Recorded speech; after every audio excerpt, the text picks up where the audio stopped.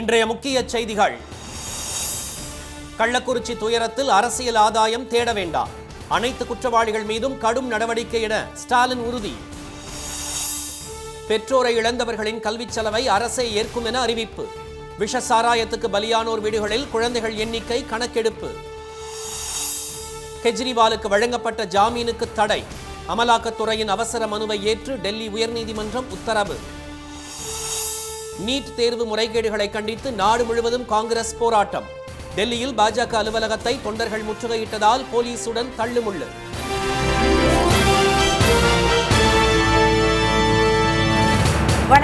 வணக்கம். கள்ளக்குறிச்சி துயரத்தில் அரசியல் ஆதாயம் தேட வேண்டாம் என வலியுறுத்தியுள்ள முதலமைச்சர் திரு ஸ்டாலின், குற்றவாளிகள் அனைவர் மீதும் கடும் நடவடிக்கை எடுக்கப்படும் என உறுதியளித்துள்ளார்.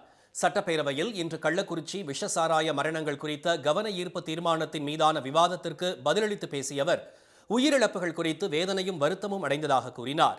பாதிக்கப்பட்டவர்களுக்கு உரிய சிகிச்சை அளிக்கப்பட்டு வருவதாக தெரிவித்த முதலமைச்சர், எதிர்கால சமுதாயத்தை மிக மோசமான வகையில் பாதிக்கும் போதைப் பொருட்களை எந்த வகையிலும் அனுமதிக்க இயலாது என்ற அடிப்படையில் அனைத்து நடவடிக்கைகளும் எடுக்கப்பட்டு வருவதாக கூறினார். அண்டை மாநிலமான புதுச்சேரியில் உற்பத்தி செய்யப்படும் மெத்தனால் தமிழகத்திற்கு சட்டவிரோதமாக கொண்டுவரப்படுவது இதுபோன்ற சம்பவங்களுக்கு காரணமாகி விடுவதாக திரு ஸ்டாலின் குறிப்பிட்டார். கள்ளக்குறிச்சி விஷசாராய சம்பவத்தில் பாதிக்கப்பட்டவர்களுக்கு அனைத்து உதவிகளையும் தமது அரசு செய்யும் என்று உறுதியளித்த முதலமைச்சர், பெற்றோரை இழந்த குழந்தைகளின் பட்டப்படிப்பு வரையில் கல்விக் கடன், விடுதி கட்டணம் உள்ளிட்ட அனைத்து செலவினங்களையும் அரசே ஏற்கும் என்பன உட்பட பல்வேறு நிவாரண உதவி அறிவிப்புகளையும் வெளியிட்டார். இந்த விவகாரத்தில் தாம் ஓடி ஒழிய விரும்பவில்லை என்று தெரிவித்த திரு ஸ்டாலின், அதிமுக ஆட்சி காலத்தில் ஏற்பட்ட கள்ளச்சாராய மரணங்கள் பற்றிய பட்டியலை வைத்து அரசியல் பேச விரும்பவில்லை என்று கூறினார். பிரச்சனையிலிருந்து நான் ஓடி ஒளிவல்ல, பொறுப்போடு பதிலளித்துக் கொண்டிருக்கிறேன். எடுத்த நடவடிக்கைகளையும் பட்டியலிட்டிருக்கிறேன். குற்றவாளிகளை கைது செய்துவிட்டுத்தான் உங்களுக்கு பதிலளித்திருக்கிறேன். திறந்த மனதோடு இரும்பு கரங்கொண்டு குற்றம் புரிந்தவர்களை அடக்கி வருகிறேன். எதிர்க்கட்சி ஆட்சியில் இருந்த காலத்தில் போதைப் பொருள் விவகாரத்தில் அமைச்சர்கள், உயர்காவல்துறை அதிகாரிகள் ஈடுபட்டு விசாரிக்கப்பட்டு அந்த வழக்கு நீதிமன்றத்திலும் இருக்கிறது என்பதை நாட்டு மக்கள் மறந்துவிடவில்லை. அதிமுக ஆட்சி காலத்தில் ஏற்பட்ட கள்ளச்சாராய மரணங்கள் பற்றிய பட்டியல் என் கையில் இருக்கிறது. அதையெல்லாம் வைத்து அரசியல் பேச நான் விரும்பவில்லை. முன்னதாக கேள்வி நேரம் தொடங்கியதும் பேரவைத் தலைவர் திரு அப்பாவுவை முற்றுகையிட்ட அதிமுக எம்எல்ஏக்கள் கள்ளக்குறிச்சி விவகாரம் குறித்து பேச அனுமதி கோரினர். அதனை நிராகரித்தவர் தொடர்ந்து கடும் அமளியில் ஈடுபட்ட அதிமுக உறுப்பினர்களை வெளியேற்றும்படி அவை காவலர்களுக்கு உத்தரவிட்டார்.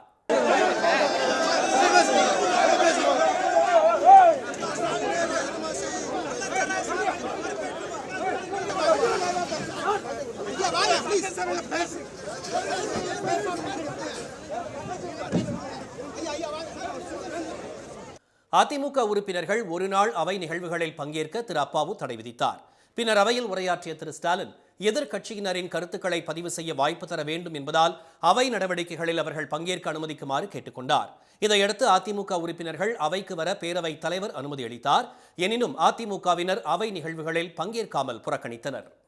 கள்ளக்குறிச்சியில் விஷச்சாராயத்திற்கு பலியானோர் வீடுகளில் குழந்தைகள் எண்ணிக்கை குறித்த கணக்கெடுப்பு தொடங்கப்பட்டுள்ள நிலையில், சாராயம் அருந்தியவர்களில் யாருக்கேனும் உடல்நல பாதிப்பிற்கான அறிகுறிகள் இருந்தால் உடனடியாக அரசு மருத்துவமனைக்கு வருமாறு மாவட்ட நிர்வாகம் வேண்டுகோள் விடுத்துள்ளது.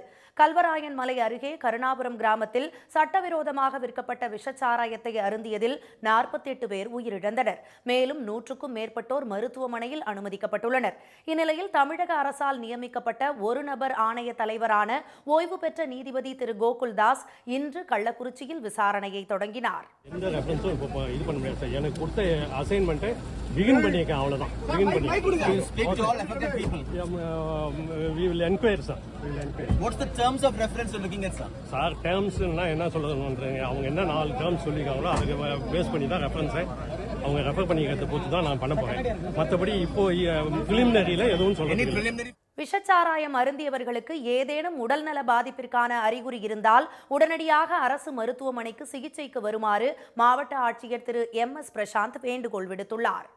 சப்போஸ் மது அருந்துட்டாங்கன்னா டவுட்டாக இருந்தாலுமே அரசு மருத்துவமனையில் உடனடியாக சேரணும், சிகிச்சை பெறணும்.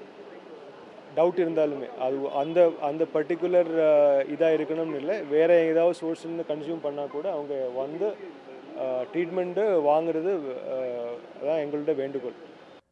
விஷச்சாராயத்தால் பெற்றோரை இழந்த குழந்தைகளின் கல்வி செலவை அரசே ஏற்கும் என்றும் 18 வயது நிறைவடையும் வரை பராமரிப்பு செலவுக்காக மாதம் 5000 ரூபாய் வழங்கப்படும் என்றும் முதலமைச்சர் திரு மு க ஸ்டாலின் அறிவித்திருந்தார். அந்த உதவிகளை வழங்குவதற்காக விஷச்சாராயத்திற்கு பலியானோர் வீடுகளில் குழந்தைகள் எண்ணிக்கை குறித்த கணக்கெடுப்பு பணி தொடங்கப்பட்டுள்ளது. இந்நிலையில் பாதிக்கப்பட்ட குடும்பத்தினரை பாமக தலைவர் திரு அன்புமணி நேரில் சந்தித்து ஆறுதல் கூறினார். விடுதலை சிறுத்தைகள் கட்சி தலைவர் திரு தொல் திருமாவளவன் ஆறுதல் தெரிவித்ததுடன் தலா 10,000 ரூபாய் நிவாரண உதவியும் வழங்கினார். விஷச்சாராய மரணம் தொடர்பாக சிபிசிஐடி போலீசார் 10 தனிப்படைகள் அமைத்து தீவிர விசாரணையில் ஈடுபட்டு வருகின்றனர். ஏற்கனவே சாராய வியாபாரிகள் கோவிந்தராஜ், அவரது மனைவி விஜயா, சகோதரர் தாமோதரன், சின்னதுரை ஆகியோர் கைது செய்யப்பட்ட நிலையில் மற்றொரு முக்கிய குற்றவாளியான ஜோசப் ராஜா மற்றும் மாதேஷ், மதன் ஆகிய 3 பேரை போலீசார் இன்று கைது செய்தனர். இதனிடையே கள்ளக்குறிச்சி விஷச்சாராய மரணங்கள் குறித்த வழக்கை சிபிஐ விசாரணைக்கு மாற்ற கோரி சென்னை உயர்நீதிமன்றத்தில் அதிமுக சார்பில் தொடரப்பட்ட மனு இன்று விசாரணைக்கு வந்தது.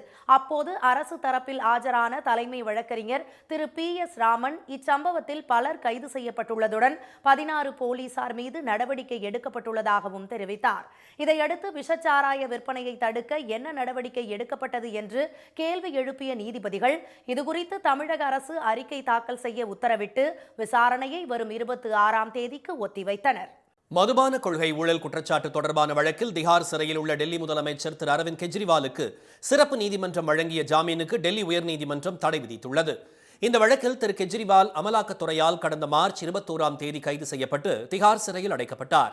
தேர்தலின் போது பிரச்சாரம் மேற்கொள்வதற்காக அவருக்கு கடந்த மாதம் 19ஆம் தேதி உச்சநீதிமன்றம் இடைக்கால ஜாமீன் வழங்கியது. இந்த மாதம் 1ஆம் தேதியுடன் கெடு முடிந்த நிலையில் திரு கெஜ்ரிவால் மீண்டும் சிறை சென்றார்.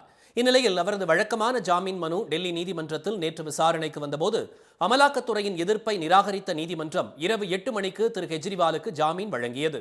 இதையடுத்து அவர் இன்று விடுதலையாகவிருந்த நிலையில் சிறப்பு நீதிமன்றத்தின் உத்தரவை எதிர்த்து டெல்லி உயர்நீதிமன்றத்தில் அமலாக்கத்துறை மேல்முறையீடு செய்தது. இது தொடர்பாக தாக்கல் செய்யப்பட்ட அவசர மனுவை விசாரித்த விடுமுறை கால நீதிபதிகள் திரு சுதீர்குமார் ஜெயின், திரு ரவீந்திர துடேஜா ஆகியோர் அமலாக்கத்துறையின் மனு மீது தீர்ப்பு வழங்கும் வரை சிறப்பு நீதிமன்றம் திரு கெஜ்ரிவாலுக்கு வழங்கிய ஜாமீன் உத்தரவுக்கு இடைக்கால தடை விதித்து உத்தரவிட்டனர். நீட் தேர்வில் நடந்துள்ள முறைகேடுகளை கண்டித்தும் மறு தேர்வு நடத்த வலியுறுத்தியும் நாடு முழுவதும் காங்கிரஸ் கட்சியினர் போராட்டத்தில் ஈடுபட்டனர். மருத்துவ படிப்புகளுக்கு இந்த ஆண்டு நடைபெற்ற நீட் தேர்வின் வினாத்தாள் முன்கூட்டியே வெளியானது. ஹரியானாவில் ஒரே மையத்தில் தேர்வு எழுதிய 6 பேர் உட்பட 67 பேர் முழு மதிப்பெண்கள் பெற்றது உள்ளிட்ட பல்வேறு முறைகேடுகள் வெளிச்சத்திற்கு வந்து அதிர்வலைகளை ஏற்படுத்தின. நீட் முறைகேடுகளை கண்டித்தும் மறு தேர்வு நடத்த கோரியும் மாணவர் அமைப்பினரும் அரசியல் கட்சியினரும் தொடர்ந்து போராட்டத்தில் ஈடுபட்டு வருகின்றனர். இந்நிலையில் டெல்லியில் இன்று பாஜக அலுவலகத்தை முற்றுகையிட்ட நூற்றுக்கணக்கான காங்கிரசார் நீட் தேர்வு முறைகேடுகளை கண்டித்து முழக்கமிட்டனர். பஞ்சாபில் போராட்டம் நடத்திய காங்கிரஸ் கட்சியினர் உச்சநீதிமன்ற நீதிபதி மேற்பார்வையில் சிபிஐ விசாரணை நடத்த வலியுறுத்தினர்.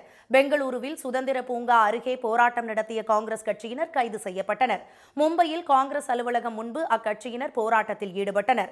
மத்திய பிரதேச தலைநகர் போபாலில் முன்னாள் முதலமைச்சர் திரு திக் விஜய் சிங் தலைமையில் காங்கிரசார் போராட்டம் நடத்தினர். சண்டிகரில் போராட்டம் நடத்திய காங்கிரஸ் கட்சியினரும் உத்தரப்பிரதேச மாநிலம் லக்னோவில் சமாஜ்வாதி கட்சியினரும் குண்டுக்கட்டாக கைது செய்யப்பட்டனர். பீகார், ராஜஸ்தான், ஜம்மு காஷ்மீர், தெலுங்கானா உட்பட நாடு முழுவதும் காங்கிரஸ் கட்சியினர் நீட் தேர்வில் நடைபெற்ற முறைகேடுகளை கண்டித்து நடத்திய போராட்டத்தால் பரபரப்பு ஏற்பட்டது. சர்வதேச யோகா தினம் இன்று உற்சாகமாக கொண்டாடப்பட்டது. இந்தியாவின் முயற்சியால் கடந்த 10 ஆண்டுகளாக ஐநா சார்பில் ஜூன் 21ஆம் தேதி சர்வதேச யோகா தினமாக அனுசரிக்கப்பட்டு வருகிறது. இந்த ஆண்டு தனிநபர் மற்றும் சமூகத்திற்கான யோகா என்ற கருப்பொருளில் யோகா தினம் கொண்டாடப்படுகிறது. இதை முன்னிட்டு ஸ்ரீநகரில் தால் ஏரிக்கரையில் நடைபெற்ற யோகா நிகழ்ச்சியில் பிரதமர் திரு மோடி பங்கேற்றார்.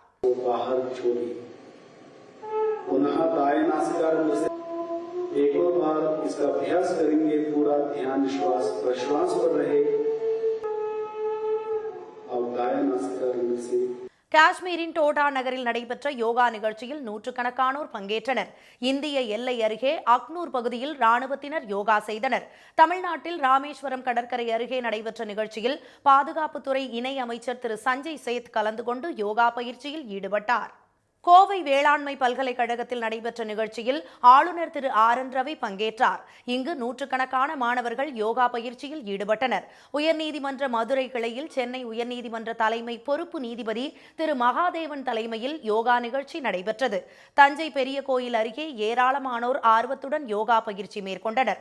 மாமல்லபுரம் கடற்கரை கோயில் வளாகத்தில் தொல்லியல் துறை சார்பில் நடைபெற்ற நிகழ்ச்சியில் பள்ளி மாணவர்கள் உள்ளிட்ட ஏராளமானோர் கலந்து கொண்டனர். 4, 5. ஓகே. இப்போ ரெண்டு கையை சின்முத்திரி 2 3 4 5. புதுச்சேரி கடற்கரை சாலையில் நடைபெற்ற நிகழ்ச்சியில் 3000த்திற்கும் மேற்பட்டோர் யோகா பயிற்சியில் ஈடுபட்டனர்.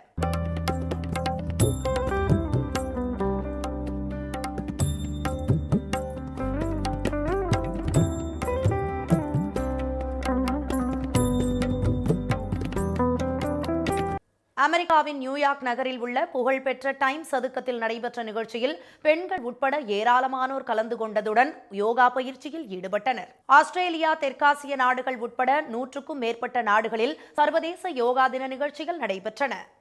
இனி முதலமைச்சராகத்தான் அவைக்கு வருவேன் என்ற சபதத்தை முடித்த தெலுங்கு தேசம் கட்சியின் தலைவர் திரு சந்திரபாபு நாயுடு இன்று ஆந்திர சட்டப்பேரவை கூட்டத்தொடரில் கலந்து கொண்டார்.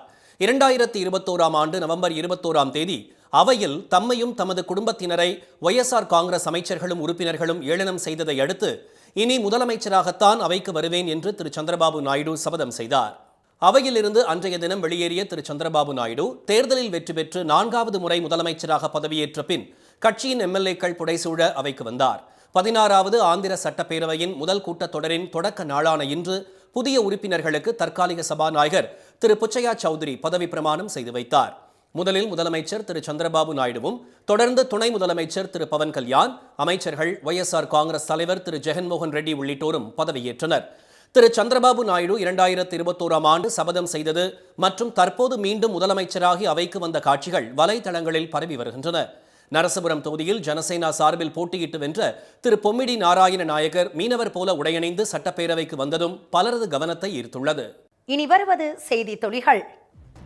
மரபுகளை மீறி தற்காலிக மக்களவைத் தலைவர் நியமிக்கப்பட்டிருப்பதாக காங்கிரஸ் குற்றம் சாட்டியுள்ளது. 8வது முறையாக எம்பியாக தேர்வாகியுள்ள காங்கிரஸ் கட்சியைச் சேர்ந்த கொடிக்குன்னில் திரு சுரேஷுக்கு பதிலாக பாஜகவை சேர்ந்த திரு பர்த்ருஹரி மகத்தப் நியமிக்கப்பட்டிருப்பதன் மூலம் அரசியல் சாசனத்தை அக்கட்சி அவமதித்து விட்டதாக காங்கிரஸ் பொதுச் செயலாளர் திரு ஜெயராம் ரமேஷ் கண்டனம் தெரிவித்துள்ளார். தமிழகத்தில் ஒவ்வொரு வட்டத்திற்கும் ஒரு நீதிமன்றம் அமைக்க நடவடிக்கை எடுக்கப்பட்டு வருவதாக சட்ட அமைச்சர் திரு ரகுபதி தெரிவித்துள்ளார். சட்டப்பேரவையில் இன்றைய கேள்வி ஒன்றுக்கு பதிலளித்த அவர், ஒவ்வொரு மாவட்டத்திற்கும் ஒரு சட்டக்கல்லூரி அமைக்க வேண்டும் என்ற எண்ணம் முதலமைச்சரிடம் உள்ளதாக கூறினார். விக்கிரவாண்டி சட்டப்பேரவை தொகுதி இடைத்தேர்தலில் மொத்தம் 64 பேர் வேட்புமனு தாக்கல் செய்துள்ளனர். கடந்த 14ஆம் தேதி வேட்புமனு தாக்கல் தொடங்கியதை அடுத்து திமுக வேட்பாளர் திரு அன்னியூர் சிவா, பாமகவின் திரு சி அன்புமணி, நாம் தமிழர் கட்சி சார்பில் திருமதி அபிநயா ஆகியோர் மனு தாக்கல் செய்தனர். இடைத்தேர்தலுக்கான வேட்புமனு தாக்கல் இன்று பிற்பகல் 3 மணியுடன் நிறைவடைந்தது. கடைசி நாளான இன்று 41 பேர் மனு தாக்கல் செய்துள்ளனர். கொடநாடு கொலை மற்றும் கொள்ளை வழக்கில் முக்கிய குற்றவாளியான கனகராஜ் இறப்பதற்கு முன் வெளிநாட்டிலிருந்து அவருக்கு 7 முறை தொலைபேசி அழைப்பு வந்ததாக CBCID போலீசார் தெரிவித்துள்ளனர். உதகை நீதிமன்றத்தில் இந்த வழக்கு இன்று விசாரணைக்கு வந்தபோது குற்றம் சாட்டப்பட்டவர்கள் தரப்பில் பங்களாவில் ஆய்வு செய்த நிபுணர் குழுவின் அறிக்கை நகல் கோரப்பட்டது.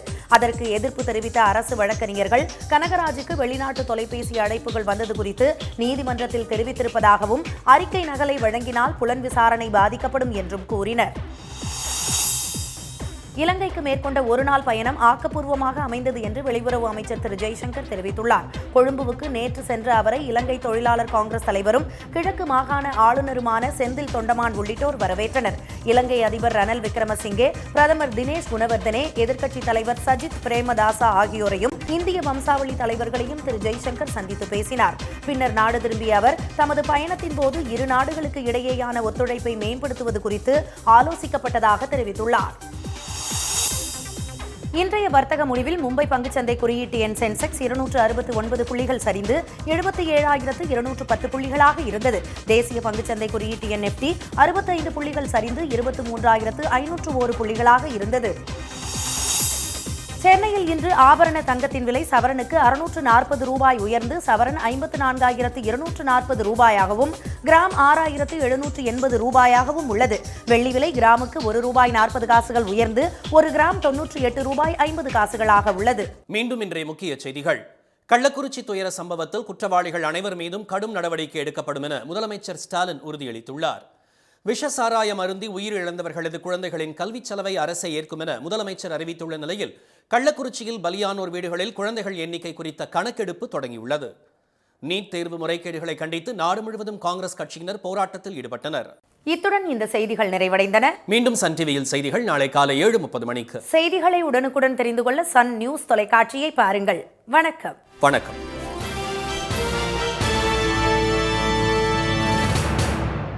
உடனுக்குடன் செய்திகளை தெரிந்து கொள்ள சன் நியூஸ் பெல் ஐகானை கிளிக் பண்ணுங்க.